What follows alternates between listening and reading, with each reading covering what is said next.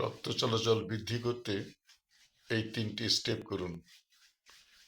এটি হচ্ছে প্রথম স্টেপ।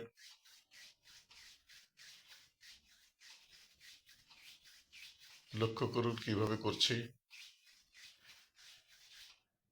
এটি হচ্ছে দ্বিতীয় স্টেপ।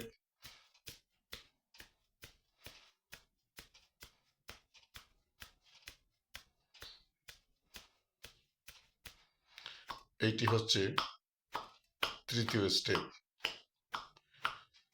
এভাবে যদি প্রতিদিন সকাল বিকাল 2 থেকে 3 মিনিট করে করেন, তাহলে আপনার শরীরে রক্ত চলাচল বৃদ্ধি পাবে।